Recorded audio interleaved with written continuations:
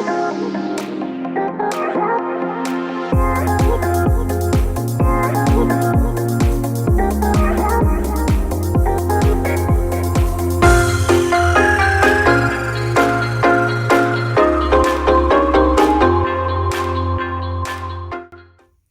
my friends, and welcome back. We're going to do another one in our series, Faith Over Fear.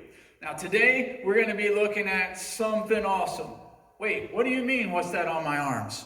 These are my pretty kicking guns right here. You can tell I've been working out, right? I've been working out so hard that it's got Spider-Man popping all over my bones. Actually, most of you know what these are. These are awesome little pool floaties that you can get.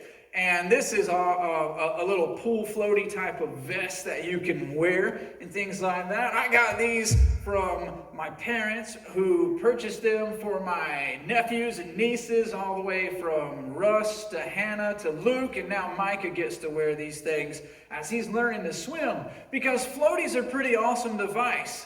What they do is they help protect you when you're learning to swim. They keep you floating in the water. So these awesome floaties right here will help me out today. If I go out there and I try to get in the water, they were going to keep me from sinking. Okay? Now, whenever I learned to swim, I did have some floaties, but I didn't wear them a whole lot because I just sort of started swimming. But I love the water, and I love to be in the water, and all different kinds of pool floats, and they're just designed for us to have fun and to help keep us safe.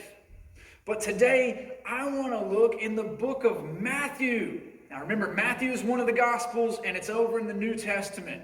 Okay? So if you turn with me to the book of Matthew, and we're going to look in chapter 14. Matthew chapter 14, and we're going to read a rather lengthy passage, but it's important to understand what we're talking about. Matthew chapter 14, we're going to start on verse 22, and we're going to go all the way down to verse 33.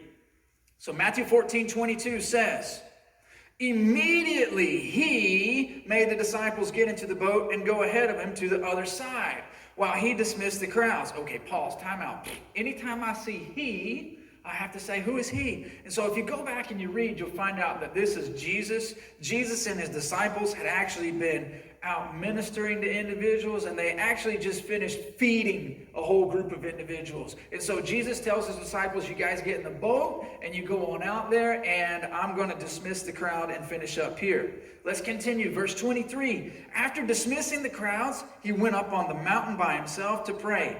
And when evening came, he was there alone. But the boat was already over a mile from land and being battered by the waves because the wind was against them. Now around 3 a.m, he came toward them walking on the sea. And while the disciples saw him walking on the sea, they were terrified. "It's a ghost!" they screamed, and they cried out in fear. And immediately Jesus spoke to them, and he says, "Have courage. It is I. Don't be afraid." And verse 28 says, "Lord, if it's you," Peter answered, "command me to come to you on the water." In verse 29, Jesus said, "Come." And climbing out of the boat, Peter started walking on the water, and he came toward Jesus. But when he saw the strength of the wind, he was afraid. That's Peter was afraid. And began to sink. And he cried out, "Lord, save me." And immediately Jesus reached out his hand and he caught hold of him. And he said to him, "You have little faith. Why did you doubt?" And when they got in the boat, the wind ceased. And then those who were in the boat, they all worshiped him. And they said, "Truly, you are the Son of God." Now, in this passage, there's so much awesome stuff that's going on that we could really talk about. But I want to talk about that fear that those disciples had when they were out there rowing hard in the boat, and they were afraid that they were going to sink. And then, of course, it's like 3 a.m, and at 3 a.m, all of a sudden, walking on the water, floating across the water, here comes something. So now, I've never seen a person walk on the water. And so these disciples say, wow, it must be a ghost. And they're terrified that it's a ghost. And then this voice cries out to him and says, hey, it's okay, it's me. And that was Jesus saying, don't be afraid, it's me. And then Peter's like, okay, Mr. Ghost, Jesus, if that's you, tell me to walk out there and I will. And Jesus says, it's me, come on. So Peter has some awesome faith. In this moment right here, Peter has some amazing faith. Because even though he's a little afraid that all the storms are going on, and he's a little afraid about this potential ghost, and he's about to do something that no one has ever done before, walk on the water, he gets out of the boat. Now, Peter grew up around the water. He grew up fishing. He grew up swimming. He grew up working around the water. Now, Peter knows if you jump in the water, you sink. That's why we have floaties to help us when we're younger, keep us from sinking and help keep us up and keep us safe. But here, Jesus has told Peter, come on out on the water. It's safe. And Peter has such awesome faith that he steps out of the boat and he starts walking on the water. Now, I can't just imagine what these other disciples in the boat are just at complete disbelief. First of all, that this is even happening. Second of all, that Peter jumps out of the boat to do this. The problem was, as Peter's walking on that water, he starts to get afraid because there's storms and the waves are just coming around still, and he happens to take his eye off of Jesus, and he loses that focus that he had on Jesus. And when he lost that focus that he had on Jesus, he begins to sink, much like you and I. You see, a lot of times we can overcome our fears with our faith. And things can be going great, just like when Peter says, I'm not afraid, I'm going to step out, I'm going to face this challenge head on. Jesus has said that he's there, let me go and meet Jesus. And we start walking toward Jesus and we start wanting to connect with Jesus, but then something happens and it pulls our focus away from Jesus into the world. And a lot of times it's just those distractions, it's those difficulties, it's the thought that this can't be real, it's somebody else telling us you can't do what you're doing right there.